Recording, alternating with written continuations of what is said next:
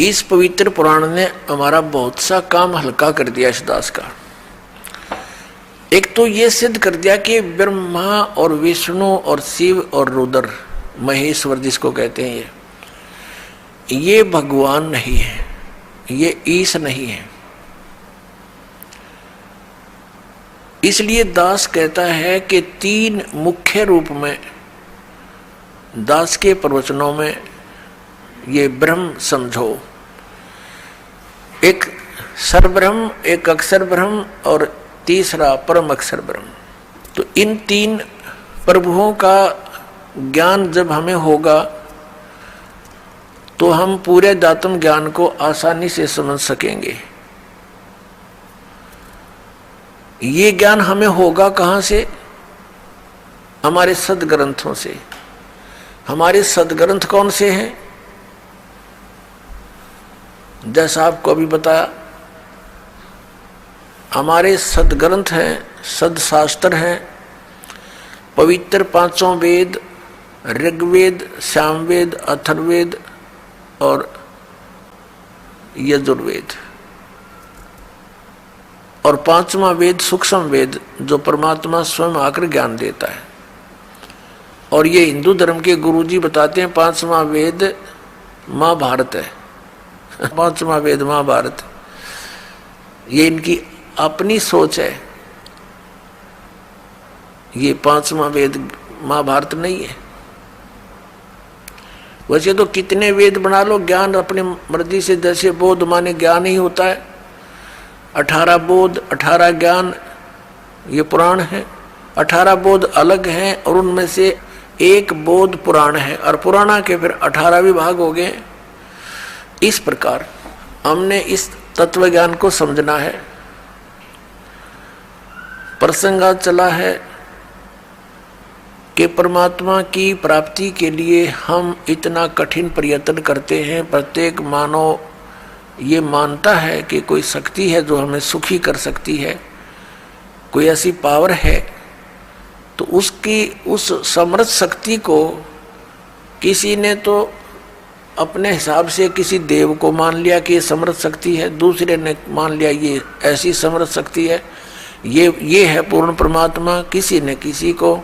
तो ये निर्णय कहाँ से होगा कि पूर्ण परमात्मा कौन है? जैसे आपके समक्ष श्री ब्रह्मा जी रजगुण, श्री विष्णु सतगुण, श्री शिव जी तमगुण, ये तो रिजेक्ट हो गई, ये गॉड नहीं है, ईश नहीं है, क्योंकि इन्हीं के इतिहास में लिखा है, इनके पिता ने बोला है, सदाशिव ने कह दिया। ठीक है, अब ये सदाशिव कौन है? ये कहता मेरा एक ओम अक्षर है। ओम अक्षर किसका है? ब्रह्म का। तो ये ब्रह्म ही सदाशिव रूप में प्रकट हो गया।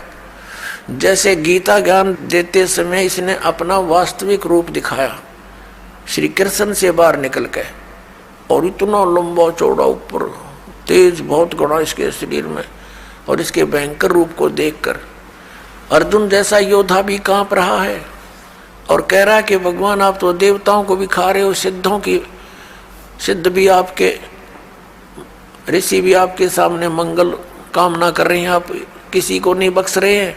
तो 11वें अध्याय के 32वें श्लोक में कहता है कि मैं काल हूं भाई और अब प्रवृत्त हुआ हूं। श्री कृष्ण काल नहीं थे।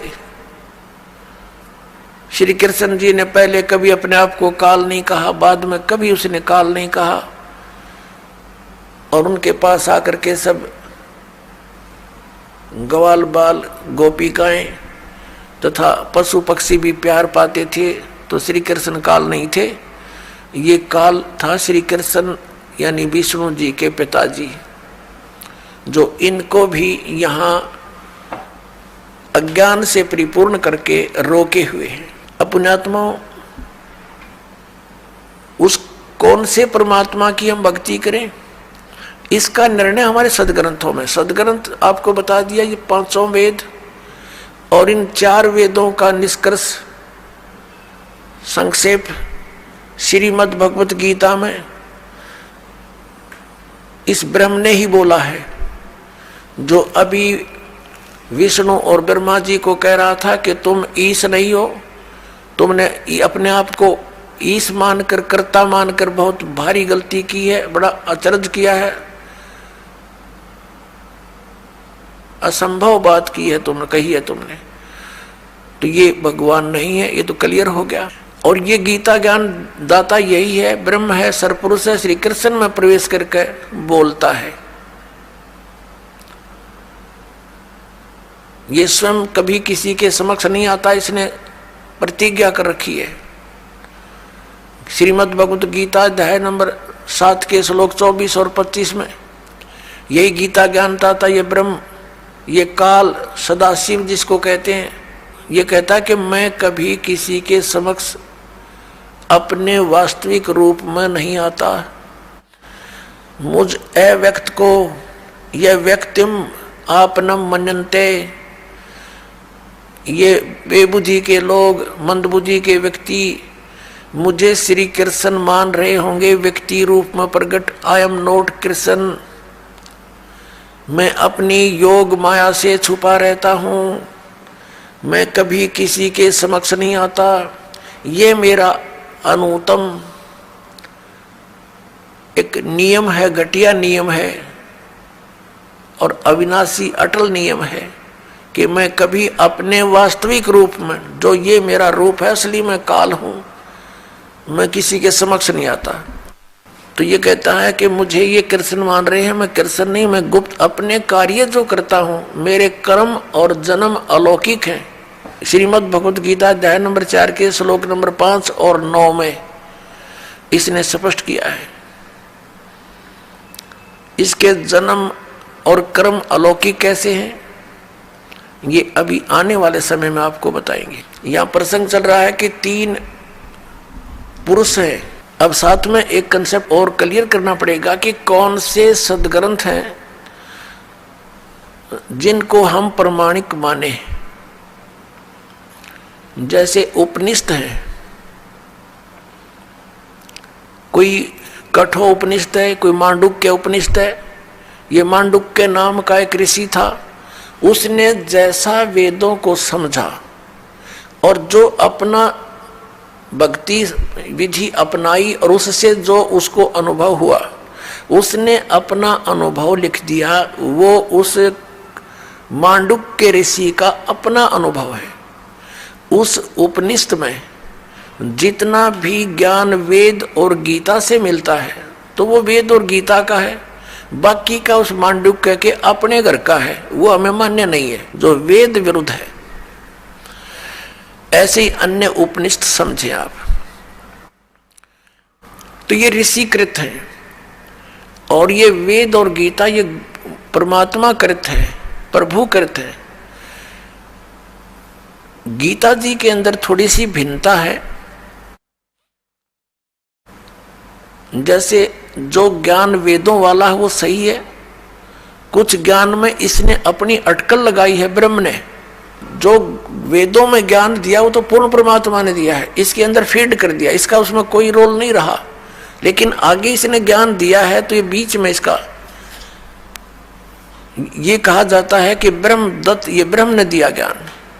जैसे ये जीव है, ये है तो भगवान का, और जिस माँ से जन्म ले लिया तो वो फिर उसका अधिकार मानती है कि मेरा है, ऐसा समझ लीजिए। और फिर उसी का ही कहा जाता है, बोला जाता है व्यवहार में। तो ऐसे ही चारों वेद पूर्ण परमात्मा ने दिए थे, इसके अंदर फीड कर दिए थे अंतःकरण में ब्रह्म के, सरपुरुष के। इस सरपुरुष ने, ब्रह्म ने अपने श्वासों के द्वारा इसको बाहर निकाला। अपने आप निकल के समय आने पर समुद्र के अंदर फिर इसने बाद में चारों को छुपा दिया था, जो बाद में सागर मंथन करने पर ब्रह्मा जी को प्राप्त हुए। एक इसने नष्ट कर दिया, 5वां वेद, जो जिसके देने के लिए परमात्मा को स्वयं आना पड़ता है। प्रत्येक युग में आते हैं और वो सच्चिदानंद घन ब्रह्म की वाणी वो स्वयं बोलकर हमें ज्ञान देकर जाते हैं, हमारा कल्याण करवाते हैं। तो उस वेद ज्ञान को इसने भी पढ़ा, उसके आधार से फिर इसने गीता में वेदों वाला ज्ञान दिया।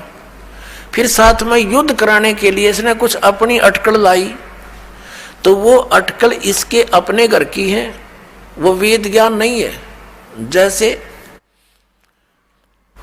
इसने श्रीमद् भगवत गीता अध्याय नंबर 3 के श्लोक नंबर 8 में कहा कि अर्जुन, यदि तू एक स्थान पर बैठा रहेगा, कर्म सन्यासी हो गया, तो फिर तेरा निर्वाह कैसे होगा? एक स्थान पर बैठकर हठयोग करके साधना करता रहेगा। तो मूर्ख लोग होते हैं जो ऊपर से तो हठयोग करके समाधिस्थ नजर आते हैं, लेकिन वो अंदर में चिंतन कुछ और ही करते रहते। ऐसा करना व्यर्थ है। फिर छठे अध्याय के 10, 11, 12, 13, 14, 15 तक इसने क्या बताया है? फिर अपनी विधि बताई है। और वो वेद ज्ञान है जो तीसरे अध्याय के 7, 8 मंत्र में दिया है, वो तो वेद ज्ञान कि यदि तू एक स्थान पर बैठकर हठ योग करता रहेगा तो तेरा फिर निर्वाह कैसे होगा? इस कर्म सन्यासी नहीं होना, कर्म योगी बन। फिर 8वें अध्याय के 7वें श्लोक में कहा कि युद्ध भी कर, मेरा स्मरण भी कर, ये वेद ज्ञान है। फिर इसने छठे अध्याय के 10 से लेकर 15 तक जो ज्ञान दिया है उसमें इसके अपने घर का है मूर्ख बनाने के लिए। क्या बताता है?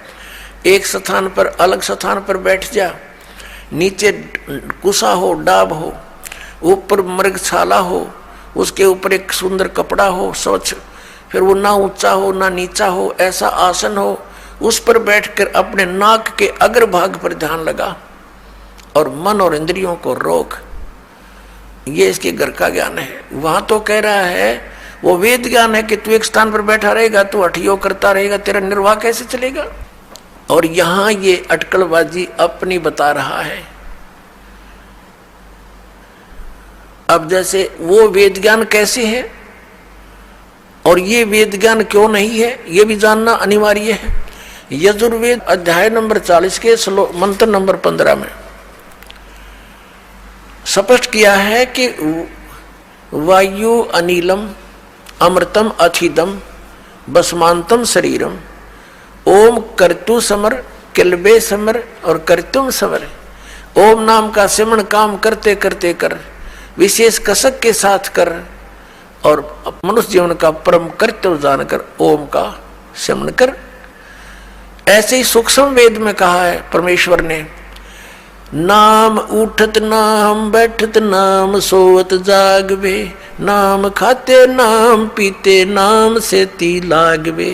नाम उठत नाम बैठत नाम सोवत जागवे, नाम खाते नाम पीते नाम से ती लागवे। काम करते करते, चलते फिरते, उठ के बैठ के, जब भी जैसे भी सुविधा हो, उठते चलते नाम का सेवन कर और नाम से मोक्ष होगा।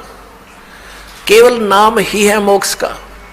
बाकी जो अन्य साधनाएं हैं, जो हठ योग आदि हैं, वो मोक्ष मार्ग नहीं है। उससे अन्य उपलब्धियां होती हैं जो मोक्ष मार्ग में सहयोगी नहीं, बाधक होती है। उसे सिद्धियां आ जाती हैं, प्रभुता बन जाती है, फिर वो भगवान स्वयं प्रभु बन जाता है, प्रभु को भूल जाता है, उसका दुर्भाग्य होता है। तो इसलिए हमने वही क्रियाएं करनी चाहिए जिससे हमारा मोक्ष